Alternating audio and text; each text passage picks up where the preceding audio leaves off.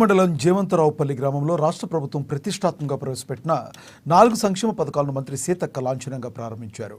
మంత్రి సీతక్కతో పాటు కార్యాలయంలో జిల్లా కలెక్టర్ దివాకర్ టీఎస్, గ్రంథాలయ సంస్థ చైర్మన్ రవిచందర్ పాల్గొన్నారు. ఈ పథకాల కింద అర్హులైన లబ్ధిదారులకు మంజూరీ పత్రాలు అందజేశారు. అంతకుముందు ముఖ్యమంత్రి రేవంత్ రెడ్డి సందేశంతో కూడిన వీడియో క్లిప్ను ప్రదర్శించారు. వారికి అర్హత ఉన్నటువంటి అందరికీ కూడా స్కీమ్స్ ప్రకటించడం జరుగుతూ ఉంది.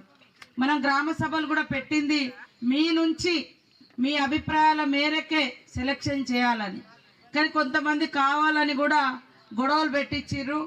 దానితోటి పాపము ఆ ఊర్లలో కొంత తికమక అయ్యి ఒరిజినల్ డేటా రాకుండా పోయింది. ఈరోజు మీ ఊర్లో గ్రామ సభ ఈరోజు జరుగుతున్నటువంటి అన్ని గ్రామాలలో గ్రామ సభలలో ప్రశాంతంగా కూర్చొని వాళ్ళ వినతులు ఇచ్చినటువంటి వాళ్ళదే ఫస్ట్ ప్రియారిటీగా ఈరోజు గ్రామ సభలు మీ వాళ్ళే సెలెక్షన్ జరిగింది. అన్ని గ్రామాలలో ఇస్తున్నాం, కానీ మేము ఈరోజు మొదటి విడతగా ఈ మీటింగ్ పెట్టుకోవడంలో కారణం ప్రశాంతంగా సహకరించి మరి వాళ్ళ పేర్లు ఇచ్చి ఒకవేళ రాకుంటే నాకు కూడా ఇవ్వండి అంటే దాదాపుగా అందరి చేర్చి ఈరోజు వాళ్ళ పేర్లన్నీ కూడా ప్రకటిస్తాము.